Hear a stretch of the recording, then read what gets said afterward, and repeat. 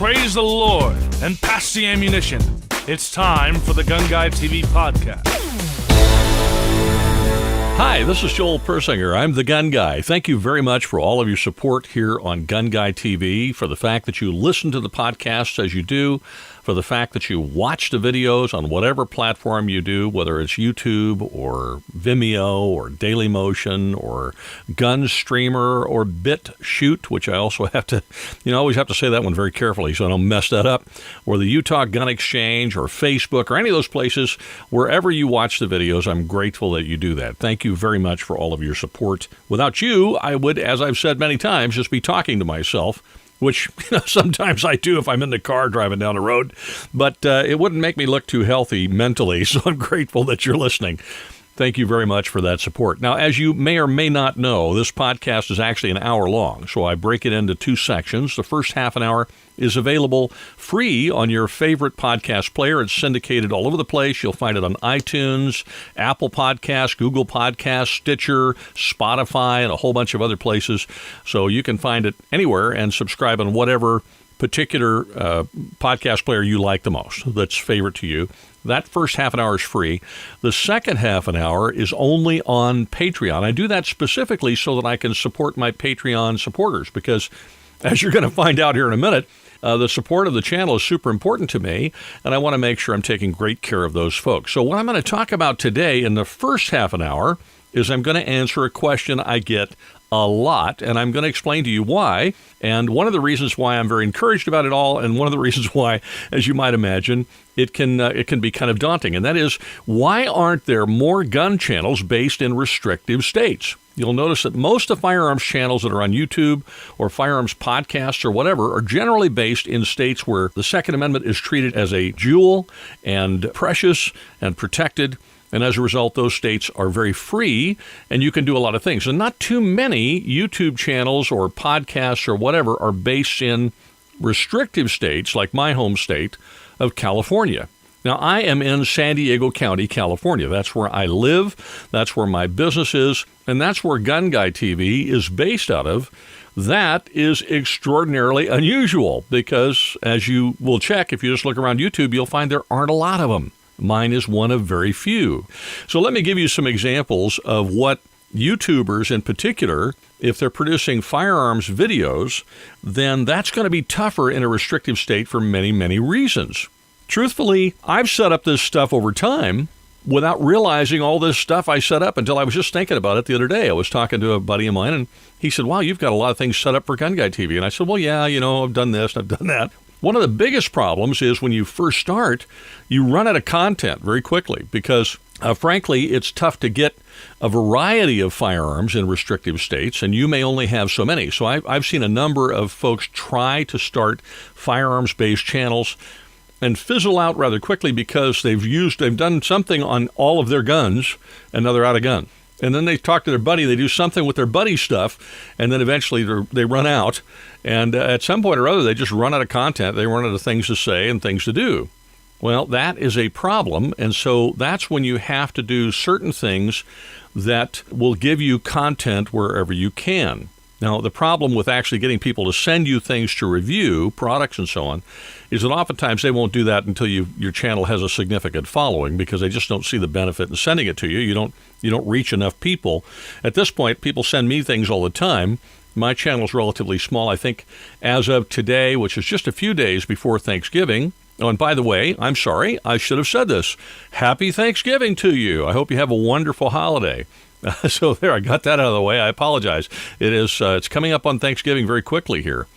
But right before Thanksgiving in 2019, I can tell you I regularly receive products from different companies. And in fact, after we get done with this first part of the podcast here, I'm going to talk about what YouTube channels have to do to stay alive in restrictive states. Then I am going to talk about some interesting products that I've received recently that I'm very excited about, one of which is the CMMG 9mm AR conversion magazines that go with their uppers, their 9mm uppers, and also a CMMG Resolute 300 Series 9mm upper. A fantastic system, and I'll give you the ins and outs of it and the particulars of it in the second part of the podcast. And then I've also received from Sig Sauer their BDX Combo Kilo 1800 scope and rangefinder combination, which is amazing. Talk about amazing technology that went on my Savage Access 2 30-06. I will tell you what a difference that made in my long-range shooting, and I have a review coming up. I like to use products for a while before I do the review. So that's the case with the CMMG. I just had a great time with it yesterday out in Yuma. And then with the Sig Sauer, I've been working with it a little bit, and I'm going to go out and shoot long range with it. We'll see if we can hit the steel out to 500, 600, 800 yards. And, with a 30-06, that bullet just drops like a rock after a certain distance. So we'll see how that works out. But that'll be a great test for this BDX system that automatically calculates your holdover. So I'll talk about that in the next part of the podcast after we wrap up this portion. But when you're trying to get the YouTube channel to go, and you have the constraints of being in a restrictive state, there's a bunch of stuff you have to put together over time. So in no particular order, I will let you know that one of the things that will help you the most is partnerships with gun stores and organizations like that are in a neighboring free state. So, for example, I am in San Diego, California, and so the nearest neighboring state to me is Arizona, and the nearest neighboring city in a neighboring state to me is Yuma, Arizona. Now, that's fairly simple for me, even though it's a bit of a drive. It's 2.5 hours one way, because in the middle between the two is the little town of El Centro, California, the city of El Centro. And my wife and I already own a house that's a rental house out in El Centro. So I have to go out there anyway to check on my house, and it's more than halfway. It's actually, I would say, probably almost 3/4 of the way to Yuma anyway. So it's not a big deal for me to go out to Yuma. And honestly, I have stopped hunting in California for the most part and started hunting in other states. And so my dove hunting is done in Yuma, and I'm trying to work out duck hunting over by the river in Yuma and some other things because I just don't want to deal with California anymore. So the trip is not a big deal to me, but to some folks it might be. However, when you get out there, not only do you have to make the time to take the trip and pay the expense of the fuel and that kind of stuff, but you got to start to try to build a relationship with people who live there, particularly a gun store or some sort of federal firearms dealer or whatever, so that people who want you to review firearms, for example, can send them to that place because that's a free state, so you can review them, because they cannot send those firearms perhaps to your state. California is very restrictive. So you have to go try to build relationships like that, and those take time and the expense of traveling out there and repeated travel out there. It's a relationship building exercise. So it just doesn't happen quickly or easily. You have to walk in like a numbskull, like I did, to the store, and I did this with Sprague Sports out there in Yuma. I walked in and introduced myself to the guy at the counter and said, "This is who I am. This is what I'm doing. I would love to speak to the owner of the store if I may." Now, I think the first couple of times I went by there, he wasn't available, so I didn't get a chance to speak to him. I was, however, fortunate to find out that the gentleman who runs the P2K Range, which I've been working with for many years in El Cajon, California, not too terribly far from where I live in San Diego County, knew and knows the owner of Sprague Sports. His name is Richard Sprague. So he was able to send Richard an email, and then Richard would speak to me. So we had this nice little conversation. He looked at me like I had 10 heads, which is not surprising. I mean, these folks in non-restrictive free states can be very suspicious of people who come over from restrictive states and start asking them to try to work with them because they don't know what your angle is. They're not terribly, they're very trusting, but not necessarily trusting of people from restrictive states because they just don't know what your whole deal is. Well, after I talked to Richard a couple of times, he was kind enough to allow me to use their range, and he's been kind enough to let firearms be shipped to Sprague Sports so that I can go to Sprague's, fire the firearm, review it, shoot video with it, test it out, and so on, and get those reviews done. So this has made it very positive for me because this has allowed me to be able to get my hands on firearms I simply cannot get my hands on in the state of California.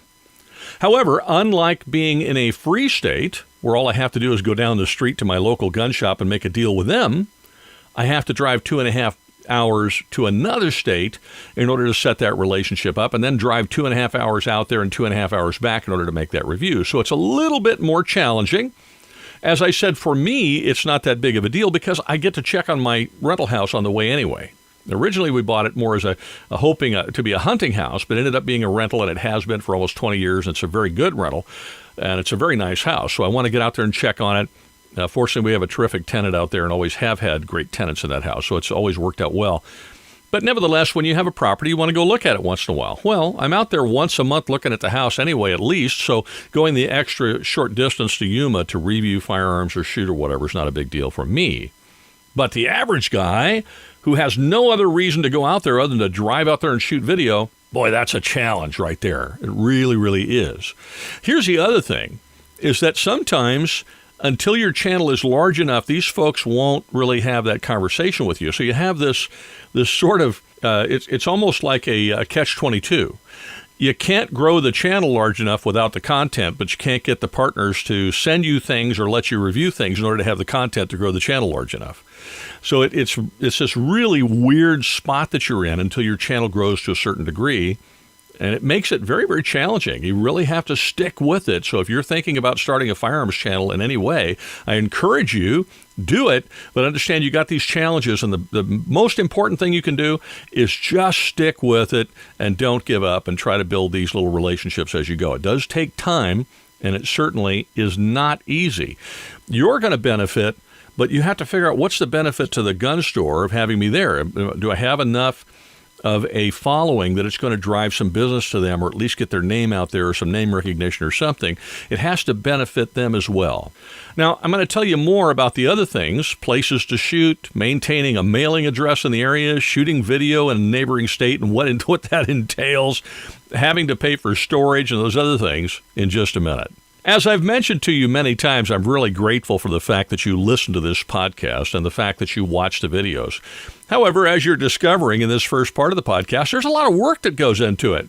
I got to tell you, I love doing it. I actually enjoy the trip to Yuma, and I enjoy going out and doing this. There's very little about it that I find tedious or hard. It's something I look forward to doing, but it is work. And it does take away from other things. So any support that we get from you is super appreciated. It really, really is. And one way you can do that will cost you absolutely nothing is to shop Amazon using our Amazon link. If you want, you can just go to GunGuy.tv and click on the banner on the top, which is our Amazon link banner. And then once you have that link, just bookmark it. And whenever you're going to shop Amazon, go get that bookmark and shop Amazon to your heart's content. Whatever you buy, Amazon is going to pay us a little marketing fee. It doesn't cost you a dime. Everything for you is exactly the same. So that's a really easy way for you to support GunGuyTV without costing yourself anything. So check out our Amazon link on GunGuy.tv. The opinions expressed by the Gun Guy are always right, unless they're wrong.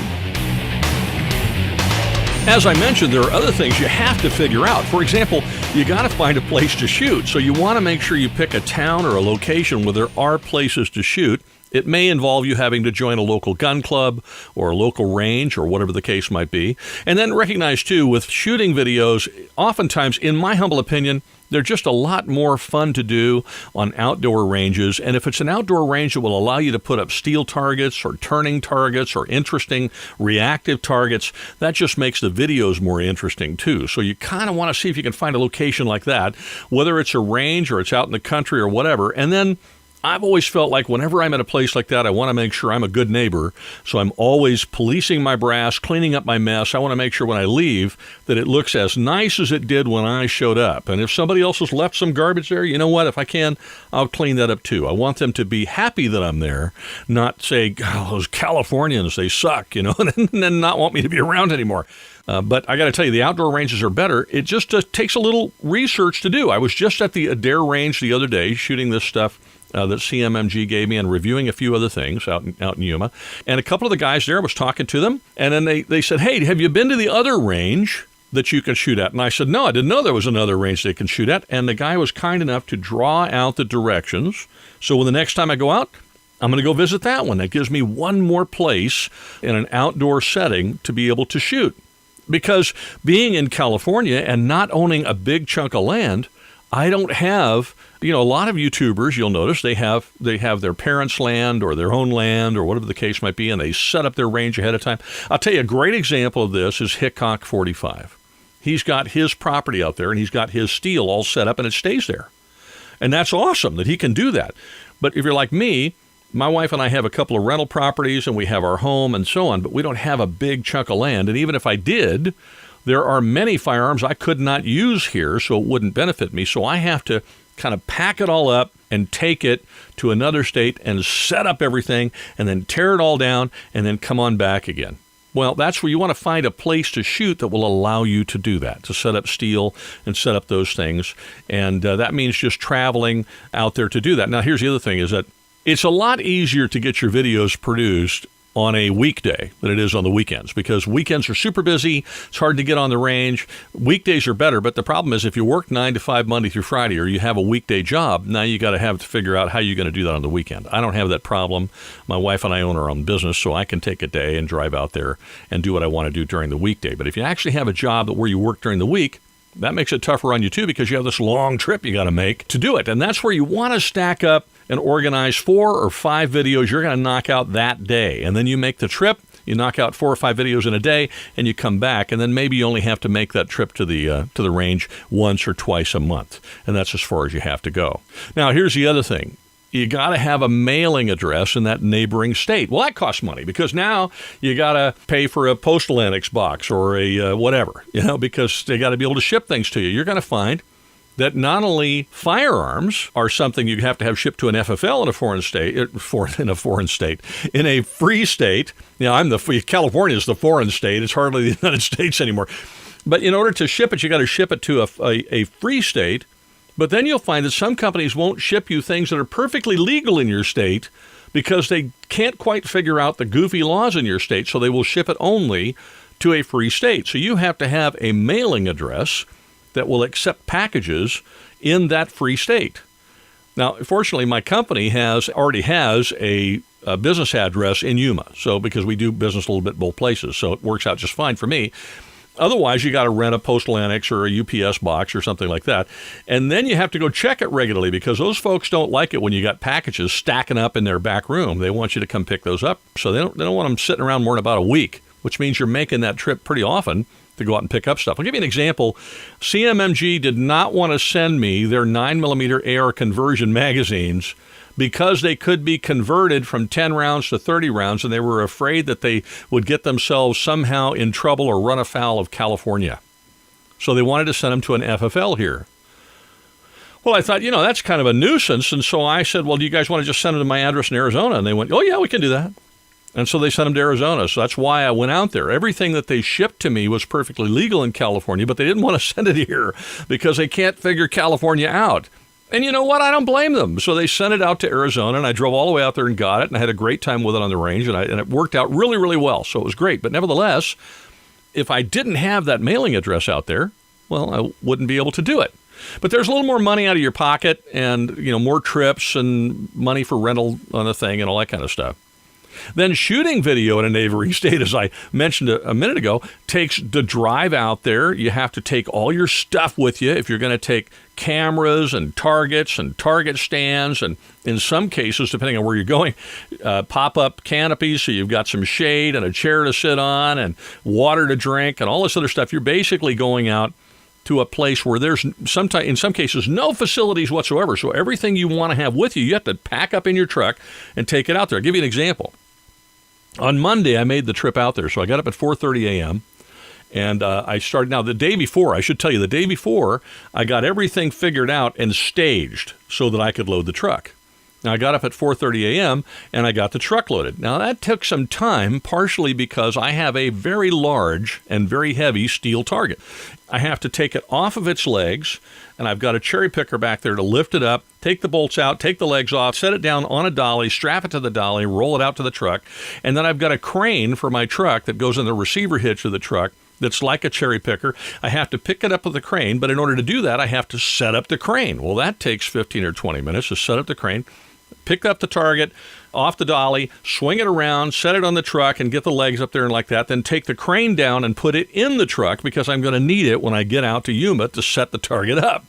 Then I've got to load up everything else, the canopies that I need, the chair that I need, the water that I need, make sure my lunch is in there, the table that I'm going to need, whatever other targets I've got going with me, camera equipment, lighting equipment if I feel like I'm going to need it, because we have 3 cameras, I've got 3 tripods, 3 cameras.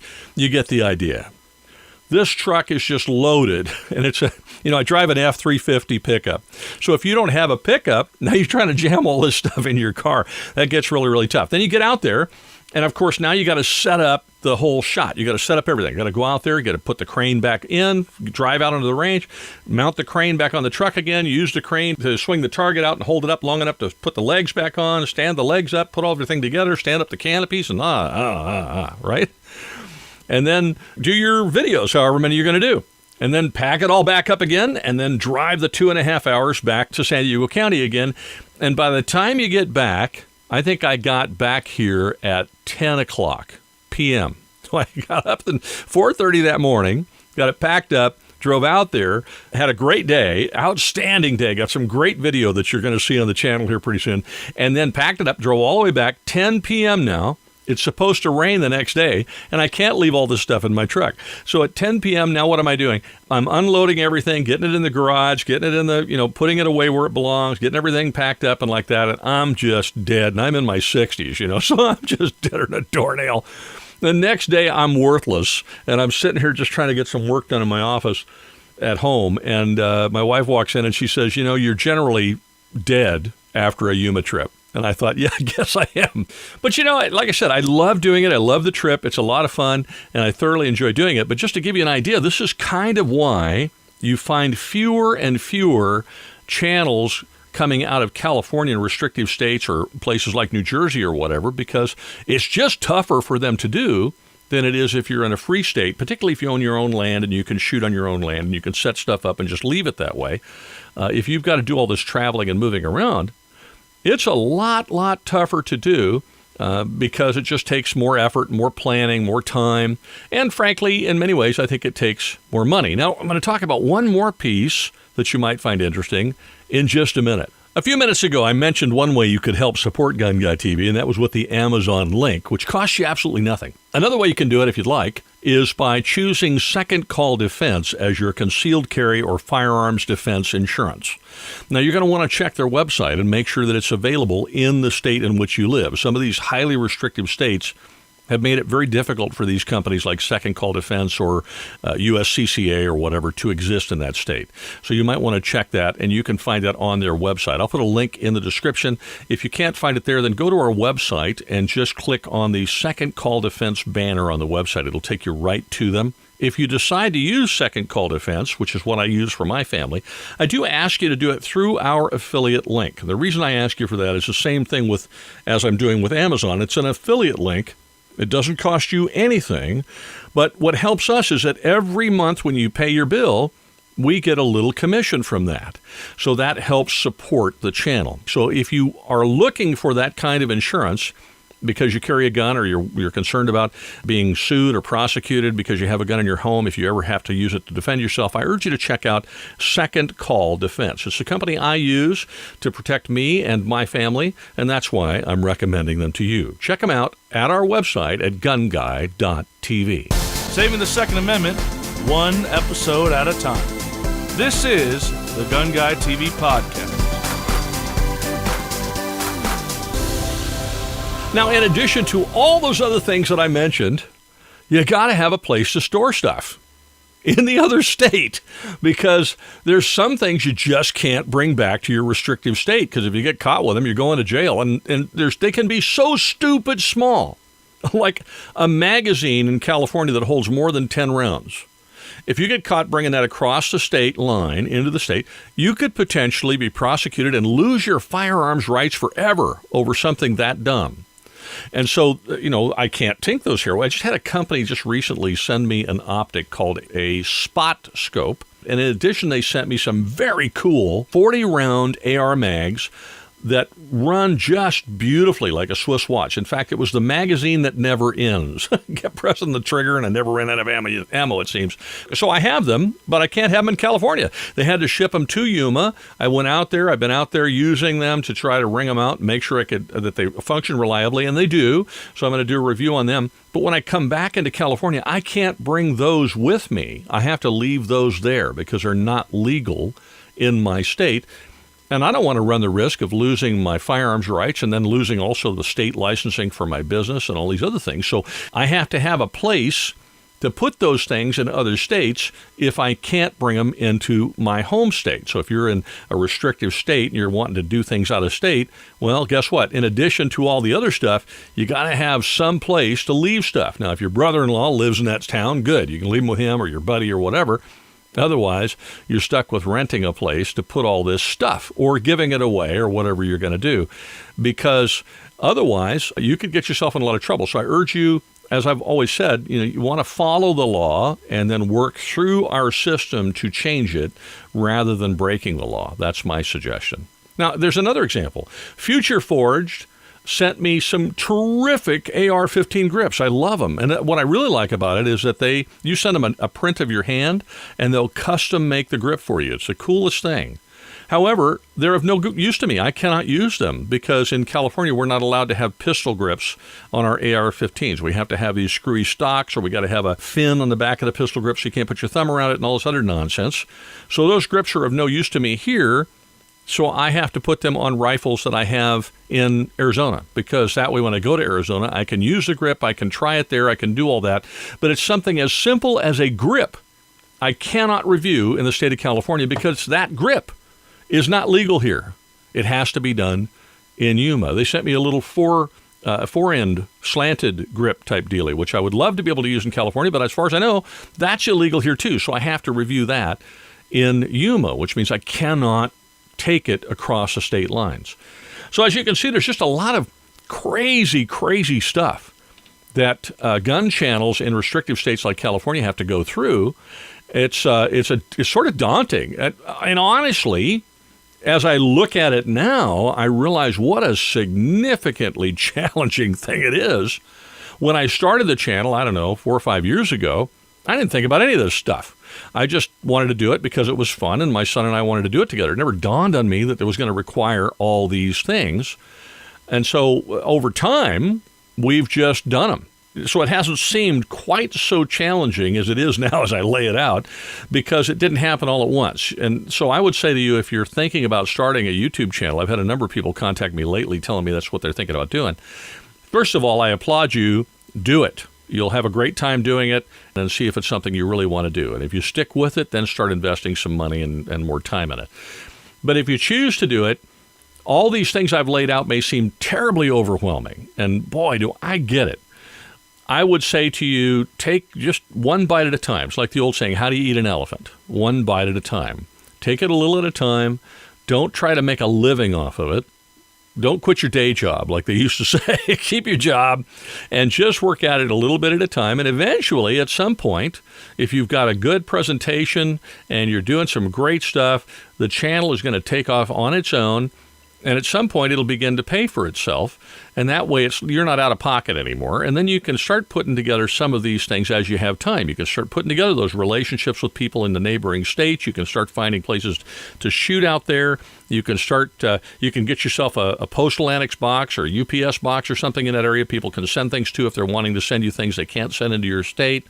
You can get to acquire different targets, and then based upon the vehicle you have, you start to acquire things that will fit in the vehicle that are easy for you to transport, so you can make the videos more interesting without having to have this huge vehicle and this huge expense. It just so happens I have a big pickup and I own a home, so we do have some property around our house. We just don't have enough to have a shooting range. So I have room in my garage and at my house to put things where you may not. You may have a condo or a townhouse or something like that. So you have to adjust it based upon your personal circumstances.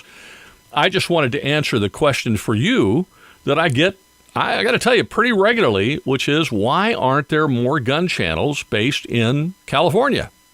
Well, now you know. Now, having said all of that, am I leaving? No. I get that too. Gee, I hope you don't leave. I'll have other people encourage me to leave. But no, my wife and I are not going anywhere. I've mentioned that before. Leaving is a much more complex question as to whether to leave than it is the answer that you get a lot of the time. What you get a lot of the time is, yeah, you just need to get out of there. That's easy. Just pack up and go. Well, it's not easy when you have career, family, friends, roots with your church, property that you own. It's a much, and then parents. Right now, my parents are elderly, and so my father's passed away, but my stepdad and my mother are elderly, and we help them.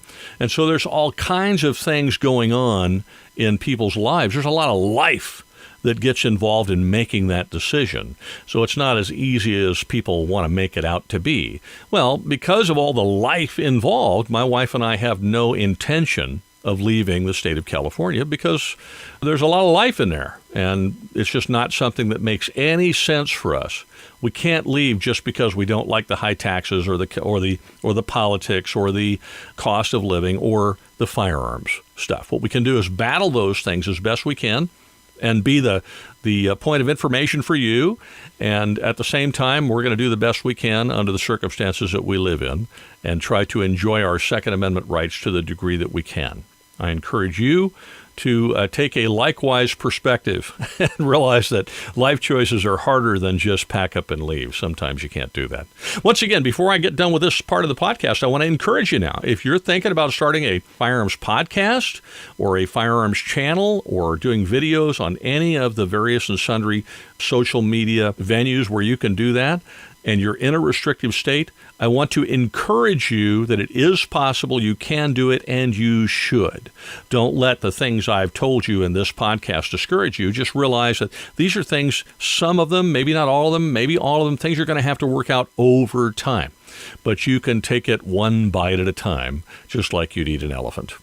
Thank you very much for listening. And if you're still with me on Patreon, then stick around. We're going to start the next part of the podcast. If you're listening on the syndicated version, I hope you have a wonderful week. I hope you have a terrific Thanksgiving. And wherever you go, whatever you do, please be safe. You've been listening to the GunGuy TV podcast.